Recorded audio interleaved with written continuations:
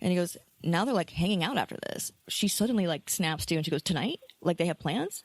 And he goes, well, not one-on-one, but like Sabrina told me they're double dating, you know, because she started talking to me and stuff. And he goes, and they're like back to being friends.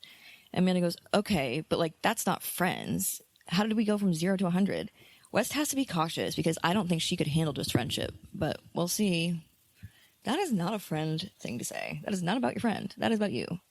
Say like, but we'll see. Like you really want to see it go poorly when you say it like that. And you want to see it go poorly because you want West to be with you, not her.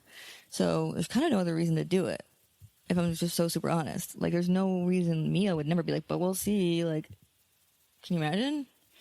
So it just really goes to show, like, at minimum, right, bad friendship. But I don't think that's it. I think there's some other stake in this for her, especially because she hopped to, like, what, tonight? They have plans? Like, specifically, they have plans. Which makes me wonder, like, did you have plans or want to have plans with him?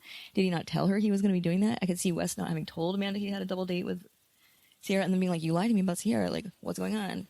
And then, like, meanwhile, she's like, I don't want Sierra to get hurt. I just don't want to, because she wants him to go with her. And if he goes with her, he's going to hurt her. If he goes with Amanda, as she hopes, then it's going to hurt Sierra all the more that he started leading her on. So she has a wicked stake in the idea that he not lead Sierra on anymore. Come with us.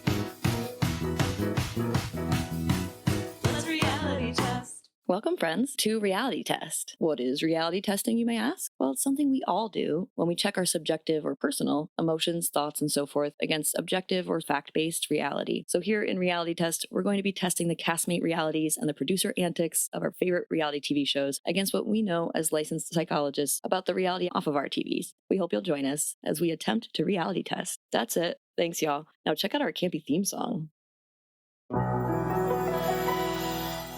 Are you feeling stressed? Your head's all a mess? Well, let's forget all the rest. Fuck it, we're blessed. Cause it's time to talk reality test. Come with us. Let's reality test. Welcome to Reality Test. I'm Dr. K, while Dr. Ray is away. It's time for pleasure, traveling all around the world. So we're back, baby, for a little bit more of that Scamanda update. Basically, I've seen my little job here without Dr. Ray as being that I'm sort of keeping us in the loop as far as what we think about the possibility that West and Amanda were actually fucking last summer and not just in the spring of this year. Because they suggested it was spring of this year only, just started, when we're all pretty suspicious of that, especially given some of the behaviors happening on Summer House, which was recorded last summer, starting on July 4th, ending on August 31st. So, I'm giving you little updates, having seen the episodes of that. We're headed towards the finale, which is next week. And this week just ended the penultimate episode. And I have some thoughts for you all. I'm going to cover the last 3 episodes in one. I'm also only going to focus on the bits and bobs that have to do with Scamanda. So I'm not going to mess around with the rest of the tidbits that happened. No need, if you will. Just no need. F it, let's get into it. We also do a segment called Reality Check. And that is where we talk about psychological science that might be of interest to folks. It might be of interest to you. It might be of interest to me. It might be of interest to Dr. Ray. But in this case, she's not here. So I won't know the answer to that. But I can tell you that I do have a study for this that I wanted to share about. Yes. So I was looking more at divorce and sort of thinking about marriages. And someone once mentioned to me this idea that maybe we need 3 marriages because they have different purposes. So I kind of looked into that. And there are some folks who suggest different things related to that, but not quite that. And then there is a myth, right? It's not a myth so much as it's just like an idea, like a heuristic kind of. But the negative side, this is called serial marriages or serial marriage. And the definition is 3 or more marriages resulting from repeated divorces, right? Like, okay, it's annoying. I know something about that just feels like it's a bad thing. But I mean, people have different reasons for divorce, and sometimes it's important. But the idea is that there are rising trends and demographics over time. So now these studies have shown that this phenomenon, serial divorcing, crosses social classes, ages, and genders, suggesting a shift in societal attitudes towards progressive monogamy. The 3 essential marriages framework suggests that to be successful, people must navigate 3 distinct quote-unquote marriages. So this is one of the things that's adjacent to the heuristic I was talking about at the beginning, where these marriages are more so commitments, one to a spouse, one to a vocation or work, and one to a core inner self, right? We can get behind that. There's also this idea of the third, and actually this came up with a client forever ago, many years ago. He was talking about this idea of like the third place, and so there's like your home, your work, and then we all need a third place, a location to go after work. So if you think about London, everyone goes to the pub after work. Where do we go? we don't really have one in the US. It's like a common third. So kind of a nice idea. But this is actually talking about a third, meaning like a third thing in your life beyond your marriage and the two of you. So this idea is that one person cannot meet all our needs. And in fact, that means that we need something, a third element, a hobby, career, an interest that acts as a constructive filler to support the marital relationship. Then the other thing, so there are some challenges. One thing is you would think that we marry, divorce in an attempt to have better outcomes. But actually, the research suggests that the rates of divorce are higher among second and third marriages. I would argue there's a bunch of reasons why that would be, though. Just even thinking about the fact that, like, if you're okay with divorce, then you're also going to be more okay with having a third divorce, right? Like, so, like, the reason there's so many who don't get divorced ever is because there's also so many people who don't believe in divorce. So if they broke that gate, maybe they would also divorce again, whatever.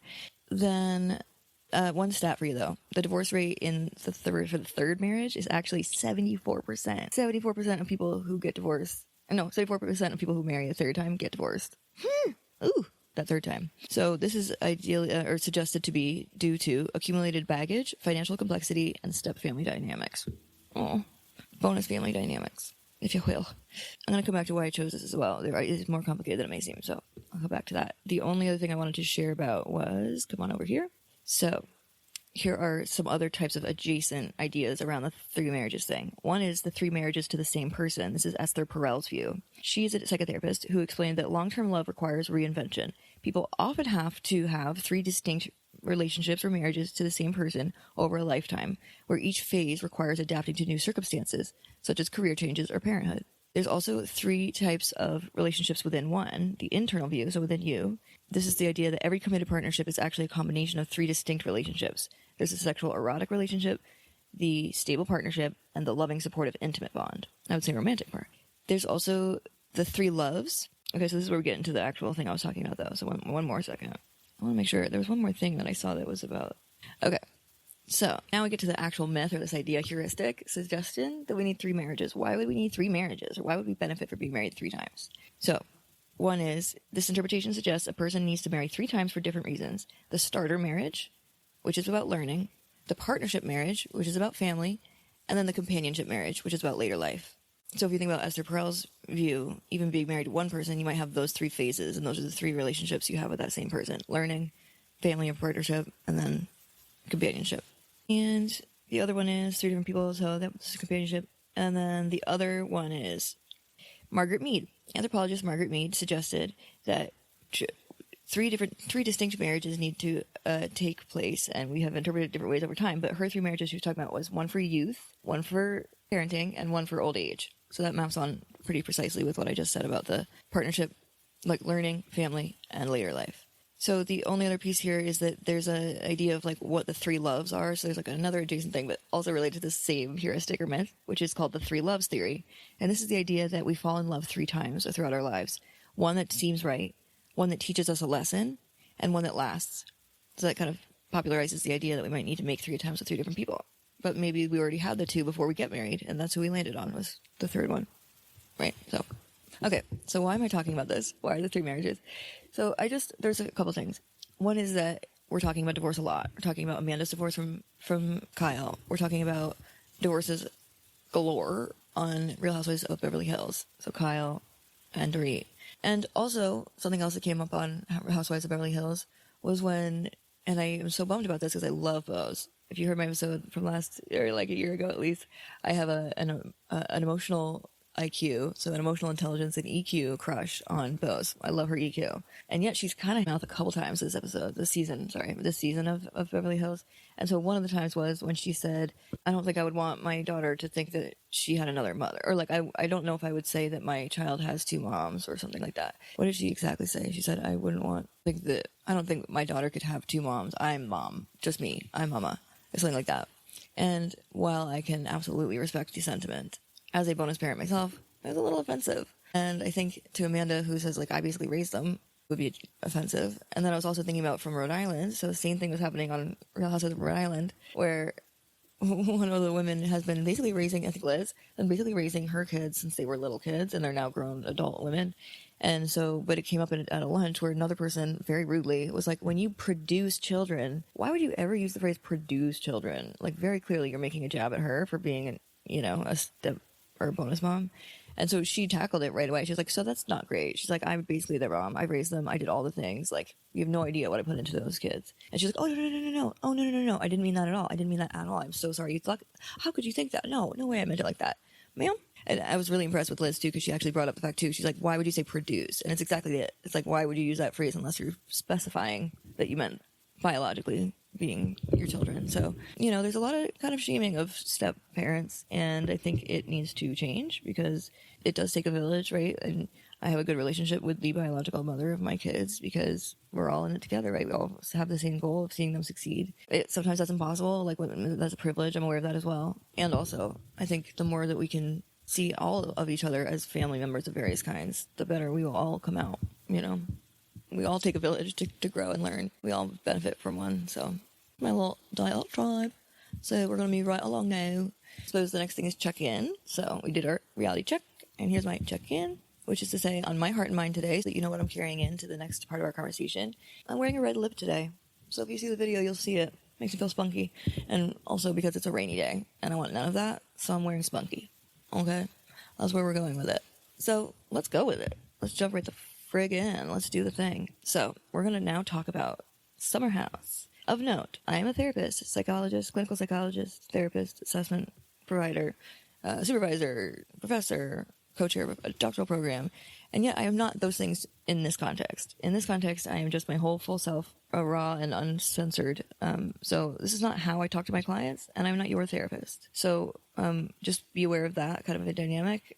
Although I am supplemented by the knowledge I have as a psychologist, I'm not performing as a psychologist in this context. Okay, a podcaster here. We here at Reality Test like to spill the mental health tea on reality TV. So we're going to be talking about ways in which we think reality TV does justice and also betrays mental health, psychological science, clinical psych, counseling psych, relationships, sociopolitical themes, and so forth. But as I said, I'm covering 3 episodes of the Summer House show, season 10. Episodes 13, 14, 15. Only the parts that have to do with Amanda and West and Kyle, but primarily Amanda and West. Okay, so one thing was right away in episode 13, Kyle says, with Ben in the car, Kyle goes, I'm a hopeless romantic, like talking about hoping that Sierra and West will get back together. He's like, but I'm just a hopeless romantic. And Ben goes, no, you're not. A little bit rude, if I'm so super honest. And so it hit Kyle that way too. Kyle was sort of like, whoop. And then pause. And then Jesse goes, more like helpless romantic. And Ben goes, no, just hopeless. And Kyle sort of like cackles at it. I honestly think that was not fun for him. I don't think he liked it or agreed with it. It was one of those things you got to just go with it, right? So you don't look sensitive, quote unquote. So then on the boat, Sierra says, as weird as it is, she's talking to Mia, as weird as it is, I just feel like he's my person. We just get along so well. And that scares me because she had just made up with West at the pier while they were waiting for the friends to join. So she's really quick to, and I don't blame her. She's glad to be able to be back to comfortable with him again. Oh, just heart aches. So then Amanda calls Kyle on the phone. We hear her say to Kyle right away, is Sierra there? And then he brings the phone to Sierra. And she goes, I miss you guys, plural. Kyle asks, and then Kyle wasn't really there in the screen yet. Then he pops his head in and he goes, hey, when West said best night of my life and you said damn, was that sarcasm? This is because West had put a video or a picture or photograph from the weekend that they had without. Okay, right. She was home that weekend. This is the weekend. This is still that weekend. In episode 13, we're finishing out the weekend where she's at home right now. She's not there on the boat. That's why she's calling. Because she stayed home. Because she's just feeling overwhelmed, etc. I have a theory about this, which I'll come back to. But she's not there. And so the day before this happens, this phone call, like, rrr. So here's Kyle asking her, was that sarcasm when you said damn to him saying best night of my life? Amanda said, or weekend, or summer. Amanda says, it was like way to rub salt in the wound. And Kyle goes, oh, so you were jealous. She goes, yeah, West's best night of his life is the one night I'm not there. Yeah, that feels great. Kyle says, all right, made it about you, but that's all right. Of course I did, says Amanda. Basically could have said no, right? She could have said, no, it was just sarcasm. Of course, like, he can do what he wants, but I'm bummed I missed it, of course, but it's not that big a deal. I was definitely joking, right? Or just even saying, like, of course, I wanted to pretend like I was making it about myself or whatever. Could have been really easy to get out of that. And then, but I think she honestly didn't think that it would be weird. I think she thought, like, well, of course I'd think it's weird. Or, like, of course I'd miss out on my friend having such a good time. Can you imagine if she said that about Mia? And she's like, well, of course Mia is, da-da-da. So what the fuck? I think this is sort of suggesting she might be unaware of sort of the ways in which her closeness with him is a little unique. What does that mean? Like, shouldn't she be extra attuned to that is one question. So this might be also something she comes to realize was sort of like a whoopsie, because we'll come back to that in a second. So then they're back from the boat.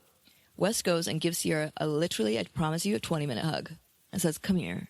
And again, that night before bed, he does the same thing. He just literally holds her and holds her and holds her. I'm sure she cried sometimes when they do that. I mean, it's so sweet. I would love that. I think that's a great move, honestly. It's probably part of why people find him so charming. Hugs are fantastic. They do things for us. They release oxytocin. That's why oxytocin is called the cuddle hormone. It gets released when we hug or cuddle. And it's real good for our brains. But then it also reminds us of childhood and being on our parents' chest and hearing their heartbeat. So real healthy. You can also get heart rate synchrony as well. Kind of cool. Anyway, the whole point is he does this thing where he hugs her and he puts his hand on her head, the back of her head. Sierra and Sabrina catch up by phone, and it turns out Ben is in her bed. Then Kyle joins. Sierra explains to Sabrina that Wes did most of the talking during their conversation. Wes was like, I could be your best friend tomorrow. And I was like, okay. Kyle goes, wait, really? That's how he... Stop. Like, he knew no one was actually listening to him. He's sort of like in the background, if you will. So he just sort of was like, what? Okay, stop. Like, clearly he was like, how the fuck do you get out of that so easily when I feel like I work my ass off to get out of stuff? That's what it sounded like to me. We're back in the bedroom with just West and Jesse, okay? And Jesse, if this cuts to them, Jesse says to West, dude, that was so much fun. And West goes, what? Like, he didn't even really think about what just happened. And obviously, Jesse was like, the boat. Like, okay, so then we move around. Now we're talking to Sabrina, who's talking to Sierra and Kyle. And she goes, and Ben. She goes, West did say he has a crush on you. And everyone goes, ooh. And Ben was like, don't tell her things I tell you in private. Ben, for real? Like, for real. Do not tell her things you don't want people to know. Because she's going to tell them. It's her only currency. So, watch out. Jesse tells the girls that Carl told him that Kyle and Amanda haven't had sex in maybe years, he goes. And then, meanwhile, Kyle told us that Carl knows everything about him, including his sex life. So if Carl said it's been years, I think we can bet it's been years. This does come up later with a more specific number given. Ooh. Okay. Now, Kyle talks about his texts with Amanda. He says they're the most depressing text threads ever. You can go look at them. Repeatedly, I'll say things like taking off, landing, going to bed, good morning, nothing from Amanda at all. And he goes, and the most I heard from her all weekend was in response to Wes on the group text saying best weekend ever, and she was like, damn, that's what it takes to give her FOMO. Kyle says, ... sort of digesting the oddness of that. So then the next scene is Amanda and Sierra going for a walk in New York City with Amanda's dog. And Amanda says, I missed a big one. Well, for you. Notice that rewriting, right? Like, that's sort of like, oh wait, not about me though. Like, and it's not that it was that big a deal about West. So it is almost like she sort of took the note and realized she was going too hard in the paint about, like, what about me? When everyone else was sort of like, what? Go away. Like, you're fine. We did better with Kyle. Kyle was better without you here. So my theory is, and I feel pretty strongly about it. I'm not saying it's like a 90% chance, but I would say it's like an 80% chance or 75.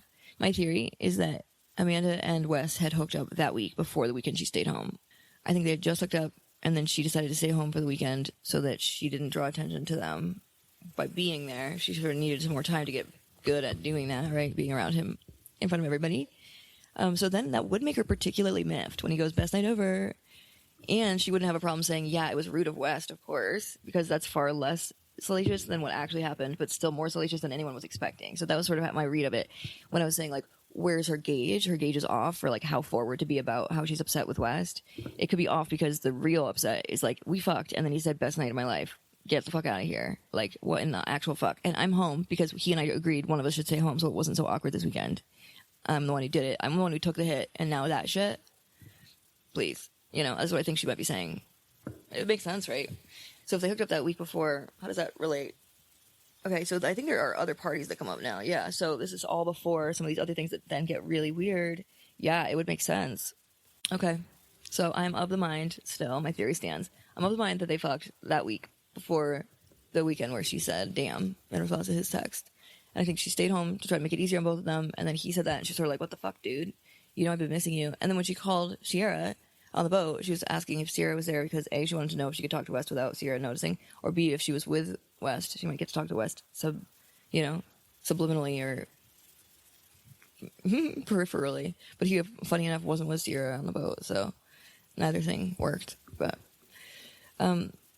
okay, so now remember we're talking about Sierra and Amanda walking in New York City with the dog, and Sierra says, well, how was your weekend? And she goes, oh, it was so necessary. I think I'm falling into a depression again. I'm just sort of out of it and not feeling myself. We went to therapy today, so our first couples counseling in a while. So this sort of like depression, feeling out of it, very typical around the time of like loss and mourning. And I think she's starting to mourn her relationship with Kyle already because she knows she's pretty much done. And I think I can't tell if it's like she's just done because she has the ick, or she's done because she now has seen something else and knows that she could do something else. So she could be with West. She could do. Other people will like her when she's not with Kyle anymore. she had to sort of experience that first. So if she has experienced that, then she might be more so able to mourn Kyle now ahead of time, which would definitely give her depression symptoms. The counselor was like, "Where's the part?" She started telling us to scream straight to camera, not Kira. She's like, "Wow, you know what? When we were talking to the counselor, I realized how much of a roller coaster our love story is. It's actually like no calm in this rom." She goes, "It's actually, or no rom in this calm. That's what it was. No rom in this calm. So it's a comedy, but no romance." She goes, after I told the story, the counselor goes, "Okay, but where's the part where you two fell in love?" It's like, right, she's just so deep into the mix now that it's hard for her to tap into that part, and or they really don't have much of that part, right? Like most of their story is about her chasing him finally giving in, him cheating on her getting over it, blah, blah, blah. A lot of it has pretty dark features, frankly. So that's rough. She also brought up this distinction I think that was important, which is that she has trauma associated with before they got married, and he has trauma that's associated with after they got married, like when he started to feel like she was useless or blah, blah, blah, which is gross. I hate that attitude. And then because she had depression, but then her trauma being sort of like when you're cheating and things like that. So, and now worrying he's cheating again when it could just be that he likes meeting new people, as was said at the end of the third episode I'll talk about. Sierra asks if they should get separated, and Amanda says, "I agree, but Kyle will never go for that." So she's thought about it. She's talked about it even. And interestingly, we see West later tell someone the exact same thing. They say like, they're talking about separation. He's like, "Yeah, but like Kyle would never be able to do it without getting so dramatic about it." Right? It's like, y'all have talked about it. Okay. Now we're at the soft bar lounge. Carl's bar. Non-alcoholic. Sabrina sees West and gives him a lingering ass hug. And when I say lingering ass hug, I mean like, girl, don't do that. You're way overstepping. And personal boundaries. Ben's boundaries.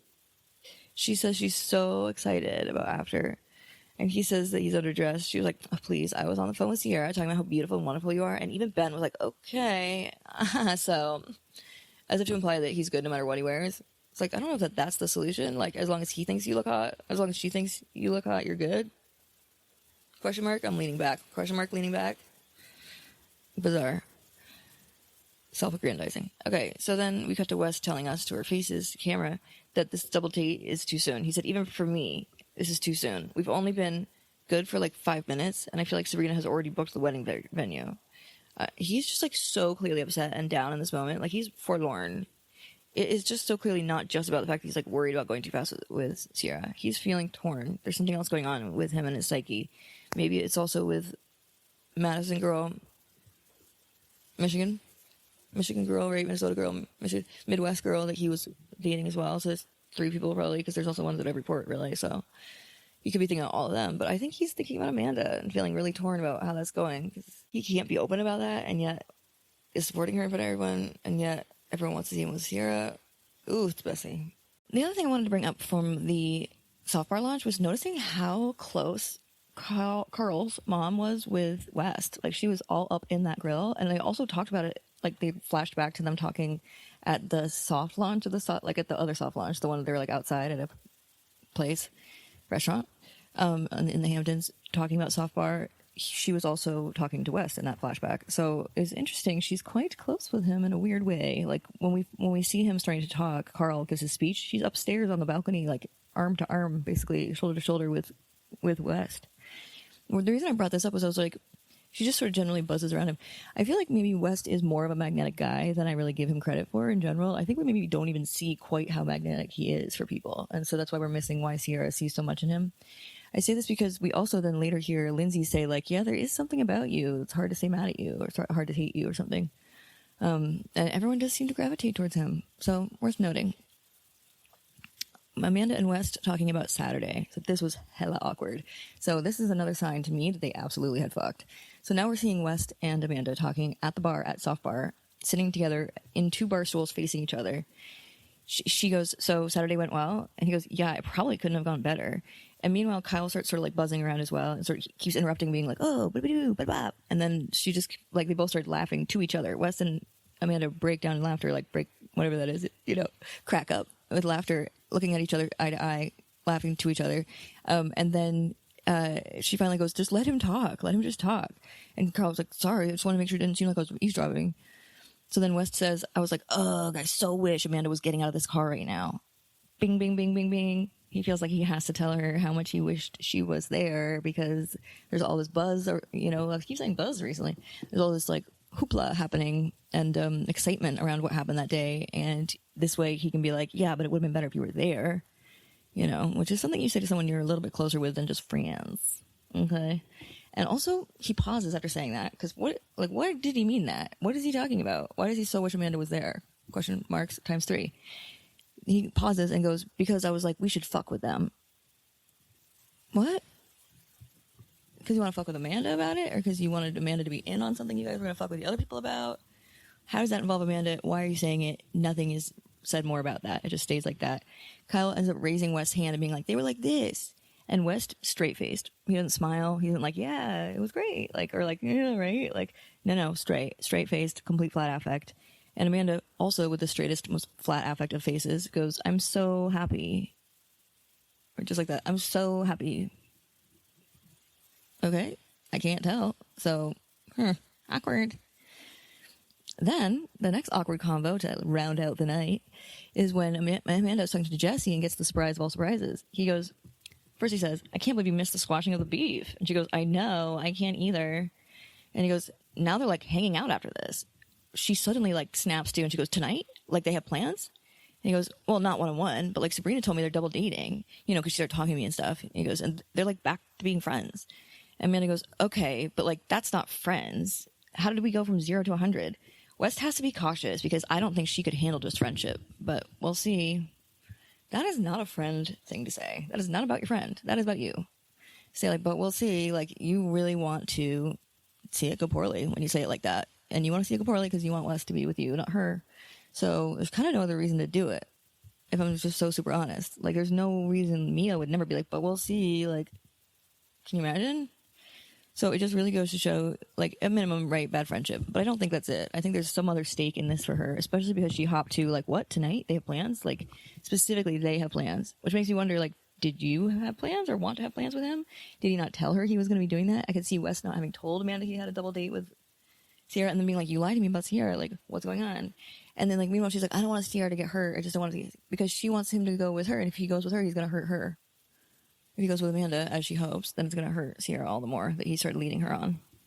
So she has a wicked stake in the idea that he not lead Sierra on anymore. I mean, meanwhile, by the way, we also know that he had sex with Sierra just weeks before coming out about the news about Amanda. So, fucked. Because he does still like her. It's not just whatever. Okay. Episode 14. This starts at Jesse's Camp Sunrise, which is a free camp for kids with cancer and their siblings. Amazing. Wants to cry. I do. Watching that, it was so beautiful. Jesse had started volunteering there recently, and West and Sierra both joined him that day, which was really cool. No Amanda. The one thing I wanted to bring up about the Amanda West of it all from this, though, is that Sierra is asked, have you missed him as a friend about West? And she goes, yeah, I've missed him as a bud. She goes, not bud. That just sounds so platonic. I feel like I so naturally gravitate. I keep doing that. I so naturally gravitate to where he's at, but the last 2 years I haven't been able to do that. So I'm free. Thank God Almighty, I'm free at last. Right, so that she's sort of speaking to the fact that she's like doesn't want it to be just entirely platonic with him. So this is their last weekend at the site here. We start with this day of going to the beach. Jesse says, "You're single. You're single." He's talking about like to Boo. Who's he talking to? Carl. He goes, "You're single. You have a new best friend." He says it to West. There's a pause. West goes, "KJ," and they all laugh because obviously he meant Sierra. But this is again the way that West is sort of dismissive of the Sierra thing, not when Sierra is around. West says to camera, "We're fine being cool, but now everyone else is like, what's happening?" Look, I get it, and I don't want to speak for her, but I think we're both comfortable being just friends. That's a misread, my guy. That is a misread of the dynamics, or just a wicked misread. Amanda asks Mia, so how was it after soft bar? You guys had drinks? So here she is getting the tea that she missed because she didn't go. Because it turns out she actually could have gone, because Mia goes, and yeah, you're a bitch, and she's like, what? She's like, for leaving. But interesting that she'd be like, what? Right? She's like, what do you mean? How do you know? And by the way, another side note, we have apparently recently learned that Mia did have a sense this was going on a while before it came out. And then Amanda goes, I wasn't invited.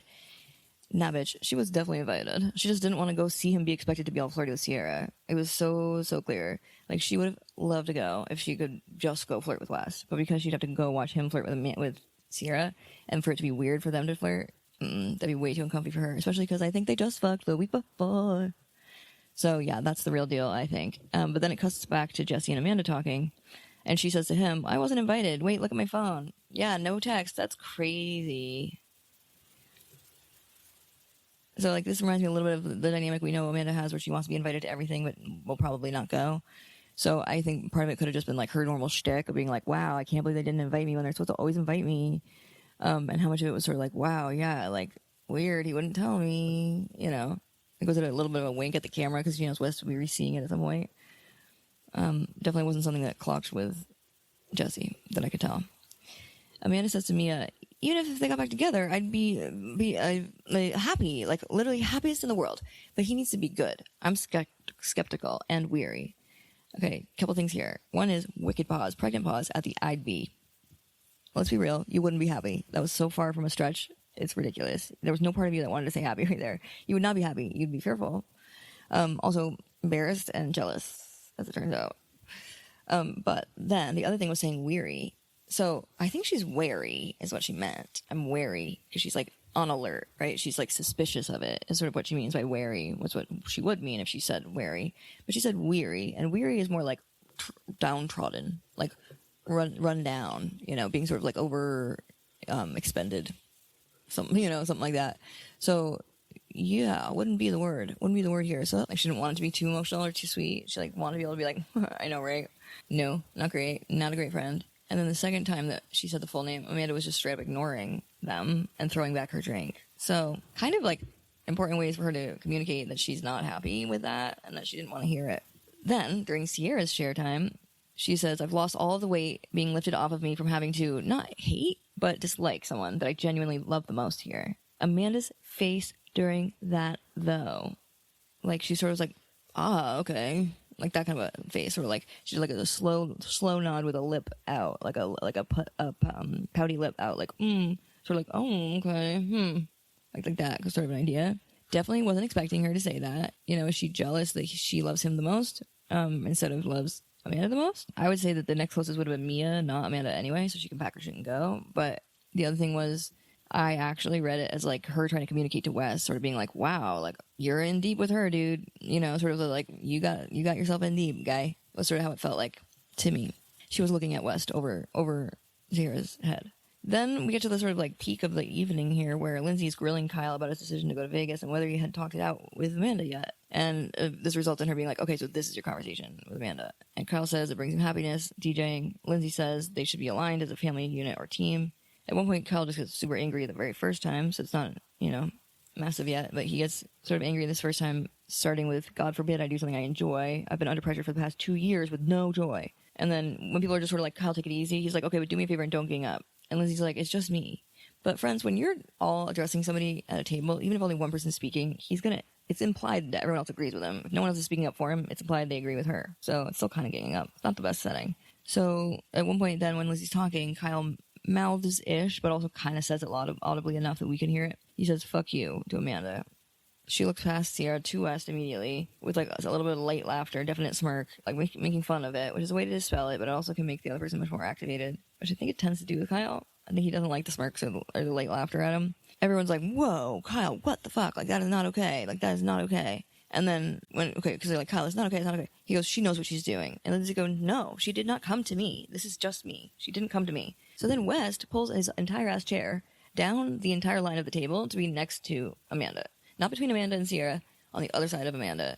And he turns to Kyle and goes, just look at Lindsay. Don't look at Amanda and you'll be fine. Right? Like, sort of saying, like, keep it clean here. Keep it clean cut.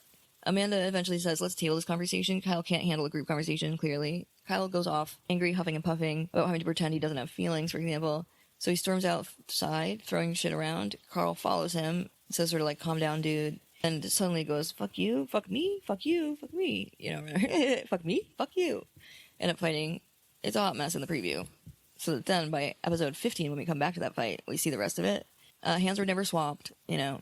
They really didn't fight, but they did call each other some names. We heard Kyle call Carl Vagisil, and Carl call Kyle entrepreneur loser or beer loser or something loser. And then also the last thing was like a 6'4" motherfucker. I think the meanest one though was something else, wasn't it? It was like 6'4". Oh, he said that to someone else. He's like, he doesn't remember he's a 6'4", but he's more fragile than a China doll or something. That was a lot. So yeah, that is the deal there. Lots of name calling, but no real physical violence that we saw. Although they kept trying to like go after each other. Definitely the bouncers got involved. So slowly, like, all the women file out and are watching, and all the other people that were in the house are out there watching. But it comes down to the fact that, and I think this is a great point that Kyle shares with Carl understands, is that this really comes down to the fact that he and Sierra had just talked about potentially separating with Amanda at the beach. And I think him hearing it from Sierra, too, actually made him more scared. Like, the idea that people in general are talking about this. It's not just that Amanda has thought about it. It's that people in general are talking about it. So that might have lent to a feeling of overwhelm and being ganged up on that contributed then to thinking about that at the time of the argument. So then we hear Lindsay say to him, Kyle, we have to work on your reactions. She's getting DMs. That leaves someone feeling abandoned as well. He's saying, I feel abandoned. I feel abandoned by her. Well, she's getting DMs when you're out because you're going to fans' houses, and that makes her feel abandoned as well, basically. Then he goes, well, no sex for 7 years will also wear someone down. Ooh, okay. So now we know for sure it wasn't just something that someone heard. It was true that Kyle said that they haven't had sex in years, plural. But it wasn't just years, plural. It was 7. I would venture a guess about how long it's been since they've been married. Which even, Jesse says, like, I knew you have sex less when you're married, but never? And he's like, do we have to do it that way? Let's look this up. When were Amanda and Kyle married? Summer house. 2021. Oh, God. Okay. Oh, God, now I feel like really intrusive. I kind of wish I didn't know this. I feel like I'm so sorry. I'm so sorry that I looked it up. But basically, the point is that they have not had sex since before their marriage. Because 2021, and this was filmed in 2025, 2021 would have been 4 years ago. So, whoa. Okay. Yikes. Okay, so for one thing, when he brought this up, I felt like it was sort of sounding like he did cheat on her. Because he's sort of saying, like, well, what do you expect when it's 7 years without sex? Like, that sounded like a justification for having sex, doesn't it?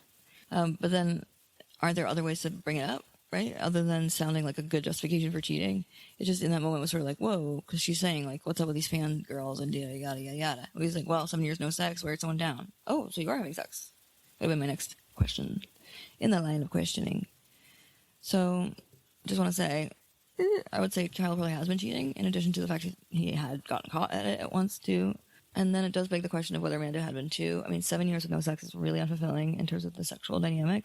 Maybe one of them is ace, on the ace spectrum. We don't know that. That's possible. They could identify as asexual, but not aromantic or something. That said, though, I don't know. It's a lot. It's a long time. And I think they both needed more than this. They needed to be in a marriage relationship where they wanted to have sex regularly. Especially as she's entering her sexual prime. So, all right. Rough, right? Rough fact, rough note, rough time. And I just have the rest of episode 15. So, just in terms of the Kyle, Amanda, Sierra of it all, and West. So then, in the wake, right, they separate out Carl and Kyle. In the wake of that fight, on the front porch we find Sierra with West and Jesse, right? It used to be like they were mom and dad. He was the kid. It was the dynamic. And she goes, we're so back, she said, to the three of them, with a drink, going to cheers. And she, in response to how West apparently responded or looked, because we don't have a great camera shot of this, but apparently in response to how he cheers her back, she said, did you not like that? And he's like, no, I did. It's like, so there's some sort of hesitation he's making for some showy reason, because he's a people pleaser to the actual max. So he's doing this for somebody. This isn't just for him. Like, he's not trying to, like, feel better that he's being more integrity-based, right? Like, no. He would just be nice to her and give her what she wants. He knows what she wants. He would give it to her. Because he knows it wouldn't have any consequences if he was able to, even later, just be like, well, I don't want to date, but, it's been fun flirting again with you. But no, he's trying to hide it from somebody else. He's trying to protect somebody else and their feelings. Amanda, my guess. Because then Mia comes to join them. And West pops right up and says, I'll get a chair. He goes in to grab a chair, but what are the chances he sees Amanda right away, who first says very loudly, when you pulled your chair up, and gives the longest hug. She says, I love you this time. And he says, you all right? Okay. Which is interesting, because another time that happened, he said, I love you, and she did not say back. So, I think the tables have turned because they have fucked, okay? I think they fucked, okay? The week before, okay? I think the tables have turned, and that's why they're so different. They're so different. She says, I love you, he does not. Boom, boom, boom, boom. And I feel strongly about it. Carl and Kyle talk. Carl says he thinks Vegas might be bothering her. Kyle said, I don't think so. Amanda loves it when I leave. I get home and she doesn't want anything to do with me. She doesn't want to get up, give me a hug, or ask how it went. Sierra said we should think about separation. Carl said, I didn't know any of that. What did you say? And Kyle said, I've just been a mess all summer. I just feel like my life is falling apart. Yeah, that's an instinct, man. I think really he's noticing the ick that she got. And I think the ick is twofold. I think she really was sort of like getting the ick naturally from him, but I think she would have stuck it out if she didn't find another option.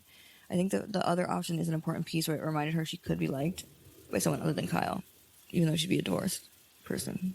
Kyle comes into Amanda, Sierra, and Mia. So then he apologizes to Carl, and Carl's like, you're good with me, just go find Amanda, apologize to her. He comes to Amanda, who's in bed with Sierra and Mia. The two of them are silent. Amanda's talking to Kyle only. Kyle says, Carl and I just hugged it out, and I wanted us to hug it out. Kyle says, it's been a long time since it's felt like we're on the same team. She says, yeah, I know. He goes, it wears me down, and it hurts. She goes, yeah. Amanda to the girls. So he ends up leaving, because she's sort of like, I need some time. He's like, okay. She turns to the girls, where's the apology? And Kyle says to himself, and this was really, really important, actually. It said a lot to me about Kyle's awareness of being more than we thought. He says to himself, I think she doesn't want a single thing to do with me. She's too scared to get out of it because she can't do a thing by herself. That was awful. Don't like that. But the point was, he started saying, like, she needs support to be able to end it with me, and so that's why she's in there with those two girls, and that's why da-da-da. But it's also why she might be cheating, right? Is to get the extra help and oomph and joinery, someone to join in it with her to be able to help her get out of it. And that is a piece where I see that with West. Like, he's literally physically helping her separate from Kyle, which he would do also if they were cheating on Kyle together. Some food for thought, friends. Friends. Then, in the kitchen after the night out, first of all, it turns out Kyle, who had gone to bed just to see kind of what was going on, I guess she was sleeping, he went back down to the kitchen and was sitting there in his boxers when the kids all get back from the night out. And they're sort of like dying about how funny it is. He's sitting there against the counter, like eating by himself. And then Jesse asks Kyle, where do you plan to sleep? Like, assuming they weren't sleeping together. I guess imagining he wasn't like allowed to sleep in the bed. But he said, in my bed, bitch. And then Kyle turns to West on the other side of him. So Jesse's on his left. He turns to his right and says to West, can you imagine if he was like, I want to sleep with your wife? And West does not smile, does not laugh, just looks straight off to the head, like as if to sort of be like, like, funny timing, right? And then if they just fucked the week before. And then Jesse goes, I would never do that. I would never say that, he says. Also rough on West, who did do it already. But like, okay, because here's the thing, right? If my theory is wrong and he has not yet slept with Amanda, wouldn't he just laugh about this and just sort of like laugh it off? Because he's like, oh, well, fuck it. Like, I mean, I would kind of want to, but like, all right. Because then it'd be even funny to like watch back with Amanda eventually and be like, dude, that was so funny when he said that. Because I was like, I kind of want to, but like, we hadn't yet, but now that he has, not so funny, you know? So another sign to me that it is already past the bar here. They have passed that opportunity for slowing down and stopping the train. Jesse asks Sierra if she wants to stay in their room. Okay, so now they're like cut to them in their shared room with the two single beds. Jesse asks Sierra if she wants to stay in their room. He's like, I can sleep with West. West can sleep in his bed. I can sleep with him and you sleep here, or any configuration is welcome. And then she's like, oh, see, because he's saying I can sleep in bed. And I think she was going to say, because he's saying I can sleep in bed with him. But she also might have been like, sleep in bed with you, West. But basically she says something and he goes, wait, I don't follow. Which is such a performance for somebody else. Again, that is not actually true. He knows what's going on. It's like he's showing somebody like, wait, what? Like, oh, I don't know. I wasn't like agreeing to it because he knows it might happen. But like then he could be like, well, I didn't know what was going on. That's what happened. I don't know. West says that Kyle's too dramatic to let a separation happen without, why she's breaking up with me. And Jesse also says taking space is a step towards breaking up, as in not ideal. Okay, so this is actually the next morning when West and Jesse are unpacking the night before. And basically they're sort of like, oh, that was rough. And West actually even says, I wonder how Amanda's doing. They're talking about Sierra. And he goes, I wonder how Amanda's doing. They talk about separating, and that's when West says, well, Kyle's too dramatic to let a separation happen without, wow, we're breaking up. And actually that's interesting because then Jesse kind of does the same thing. He's like, yeah, because it would be sort of like taking a step towards breaking up if they separate, or if they take time, take space. He's like, so that's not good. Like, you know, it's like, or is it maybe good? Question mark. And certainly we know that West is thinking probably is good. Doesn't deny that it's a good idea. Then he says to us directly, West goes, I've just been trying to avoid the relationship and all that comes with it for so long, and now it's back to oohs and ahs. It's confusing, you know? It's sort of like, to me, it's like, I've been avoiding it for so long. I started something new, and now it's just hard to kind of like break back into that when like just a minute ago she hated me, right? Like, he's like, I didn't know that it was out of self-protection. Of course you fucking did. Like, what do you mean? What else was it about? She just actually hated you? Like, get a grip. Get a grip. Okay. So then we're at the après-ski party, which is Sierra's party. She's such a great host. She gives everyone shots. She's such a hoot. We love it. Wes tells Dara she has the hottest outfit the house has ever seen, which was, whoa, spicy thing to say. And it made me think, no wonder women feel like he's hitting on them. Like, I think women think that he's flirting with them. They all think that. And I think he low-key is. Like, he'd be open to anybody who gave back some attention. And then also, these two have fucked. So, felt like a little extra, like, you know, she's dating his friend now, so, I don't know. It was a lot. It just made me think about, like, how charming he really is, how charming people find him. Dara asks him how his summer was. He says, well, obviously it's good now because our girls see. And he's like, yeah. And then Dara sort of poses that, like, it would be amazing if they got back together. If you watch this moment, originally he grins, okay? But then he looks off. Maybe to see if there was a camera there or to see where Amanda was, maybe. Because then he corrects his facial expression to be much more neutral. So he kind of loved it. And then he was like, you know, reroute. Jesse brings up the need for Sierra to have a conversation with Wes. So Jesse's talking to Sierra at this point. He's sort of like, have you had that conversation with Wes about just being friends? Like, or do only I get that meeting? Do only I get that conversation? And she sort of laughs. And he's like, is it because you like flirting with him? And she's like, it is kind of fun. And he goes, oh, curveball. He said, I just don't want it to get weird again. Which Jesse's such a good buddy. Like, honestly, a good guy. And also probably a little jello that she didn't have the convo with Wes. And she should have it. So he's not wrong. So next week will be the finale, and we found out in the preview that motherfuckers, Sierra and West make out. And goddamn if it doesn't still seem like fun. Like, I want them to do it. It's so messed up. I'm so used to seeing them and wanting them to be together because they were so cute 2 summers ago, 3 summers ago, whatever it may be. So, wow, tough.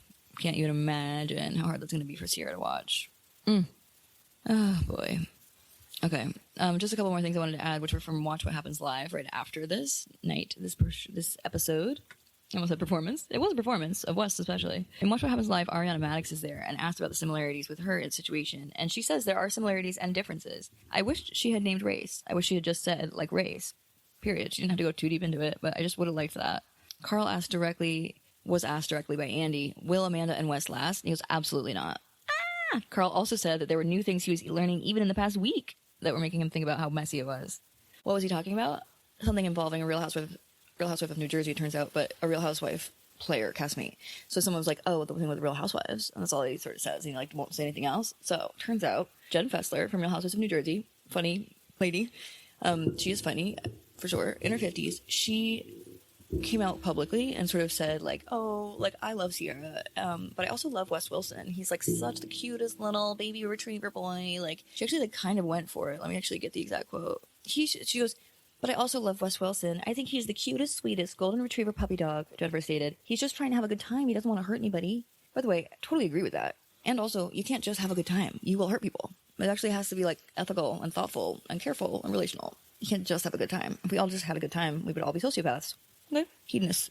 Sociopaths. So, meanwhile, when a fan posted those quotes about West, Sierra jumped in the comments, lol, because they slept together too. Ooh, mama, love it. So Wes responded by his Instagram saying, well, that's news to me, and he tagged Jennifer in it. Okay, so he's like, you better follow suit, bitch. This is what I'm saying. So then Jennifer goes on her Instagram and says, well, listen, this is a lie. This is libel, and because it's not true, I can get more complicated. If it were true, I would have no recourse. Okay, what recourse do you have? How are you going to prove to me now that you guys didn't sleep together? And also, who cares? You just said y'all sleep together too. Who cares if it's not really libel or defamatory, personally. Which is categorically untrue and defamatory on social media. Sierra decided to then reshare a photo of Amanda on a beach chair saying, if I send this to you, I'm about to lie straight to your face. Because she's calling her a fucking snake. I love it. Sierra wrote via Threads, and also fueling speculation is an Instagram clip up and around from Watch What Happens Live, in which in an interview, West confesses to hooking up with a woman in her 50s. Jen Fessler, anybody? I mean, I do think he kind of gets, you know what I mean? He fucks. The guy fucks. Wouldn't say he's necessarily very good at it. I have no idea about that. I don't get the sense that there's that many people that stick around, so that does make you wonder. But also, yeah, I think he purposely goes for people with baggage who can't really come back around. And so that would be the reason to go for someone like an Amanda, is he thinks that, like, well, it's safe. She's never going to come out about it because it would hurt her. She's the perfect person to fucking fuck with. And also may help me get back in good graces with Sierra in the meantime. Yada, yada, yada. So, I would give me more reason to think he would get with someone like Amanda if he got with someone like Jen Fessler. who is very much avidly lying. And I think she is married, right? So there would be a reason for her to hide that as well. But then Andy does this weird thing where he says to a fan, like, oh, tell your boss he's wrong. And she goes, she's wrong. And he goes, oh, all right. I'm just getting served left and right. All right, she's wrong. Is that better? Like, he has this, like, weird overreaction to it. And then, like, looks at Darren Karp, who's standing up. She's, like, his old, interviewer from, like, street stuff, bits from his show. But she also has her own podcast now. She's the bartender for the night. He looks to her and sort of goes, like, like, rolls his eyes and, like, shrugs, like, what are you going to do? It's like, bro, good God. You made this into such a bigger deal. So then Carl says he doesn't like how West touches married people. He goes, it's not okay. Like midriff and neck, that should just be known off limits. So I think that's interesting.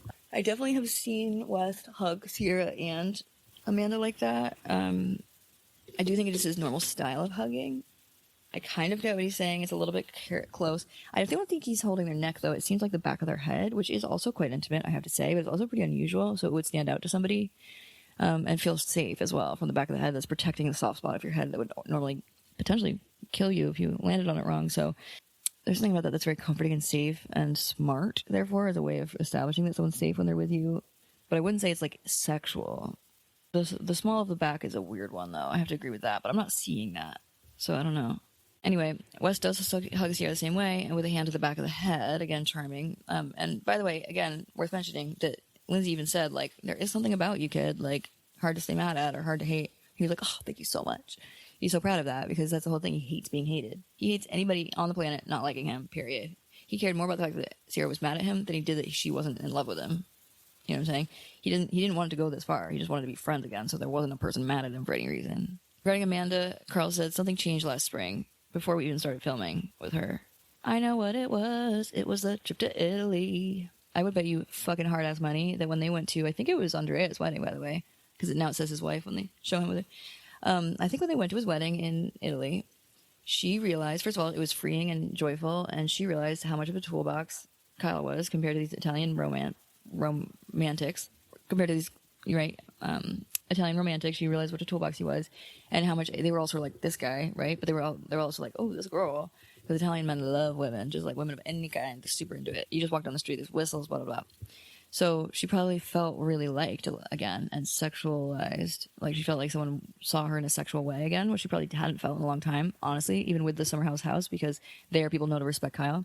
So I think when that happened, it sort of reawoken her sexual libido. And she's like, fuck, I am horny, but like I don't want to fuck with Kyle. So maybe she cheated on him in Italy, or maybe she just decided she liked the idea of it. Apparently Ben spoke out about wanting to fuck her, and then found out that she was married, so he couldn't. I wonder if that just sort of like at least just turned her on, even though she couldn't do anything about it or what. But that's what I will attribute all of this awakening to, and why she suddenly seemed different. It to me seems very obvious is related to the trip to Europe. I think people get the sort of like post-Europe blues when they come back, or it's like sort of like such a fulfilling, exciting experience, and then you get back and you're like, oh, this whole thing about your life here. And then on top of that, clearly something went down dynamically in terms of Ben versus Kyle, and sort of feeling wanted again for her. And we know that about Italian men, yada yada. But yeah, so then Carl's saying, like, before we even started filming in the spring, shit was different. And then he said, we texted right after the reunion. She wished me luck at the marathon, but I'm taking some time. Yeah, I don't know. It sounds like he's like really just going to remain anti-West. But maybe we'll come back around about Amanda eventually, maybe, is the idea. Implication. He said, he's like, and I know Lindsay's going to meet with her again, too.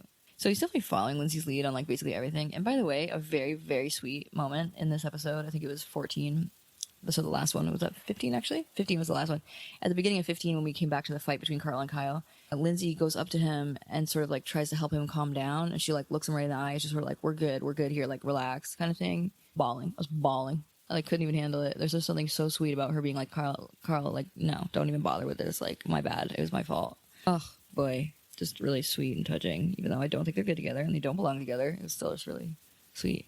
All right, that'll do me. So now if y'all want to come find out more, like, for example, see clips of the video of this episode, you can find us on social media. If you want to see the whole video, however, you can go to our Patreon, patreon.com/realitytest, capital R, capital T. Or alternatively, you can go to the actual site of patreon.com and go into the search bar for finding things and go @reality test, and that'll help you find us. Otherwise, it's www.patreon.com/realitytest. Then you're going to go ahead and find us on social medias. Oh, by the way, before I even get there, $5 a month. y'all can afford that, right? It's a measly $5 a month just to be able to get access to all of our videos, all of our archive of episodes, of which there are very many more. And in the future, more and more behind the scenes videos again. I mean, we have some in there already, more to come. Also, more mental health checkup episodes where we talk about mental health stuff.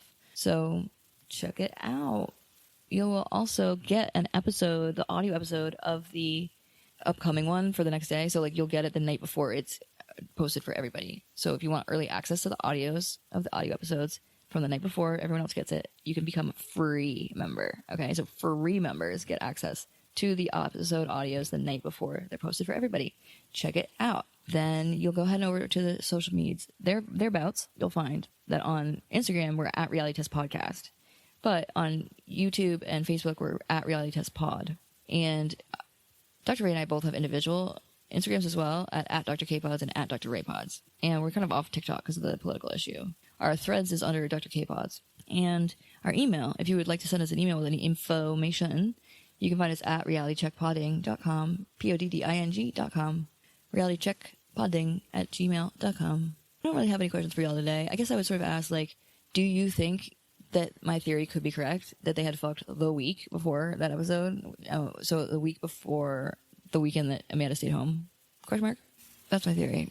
Okay, so email me if you think I'm right or wrong and what your arguments are in those directions, and let's have a fucking discussion about it. I'm here for it. And beyond that, otherwise, and with delight, please don't forget to rate, review, subscribe, and tell all your friends. And to those friends that have been told by their friends, hello friends, will you please tell your friends so they also join us? It's a delight to have you all here. We do love and adore you all, and I know I miss Dr. Ray, but I also know she's probably missing y'all as well. So hopefully we will have some more joint episodes coming for you soon when she gets back from her amazing trip to the Asian continent and islands, to the Asian area of the globe. So I'm excited to hear about it. But anywho's, thanks y'all for hanging out. It's always a joy, and I'll see y'all next session. Bye. Let's reality check.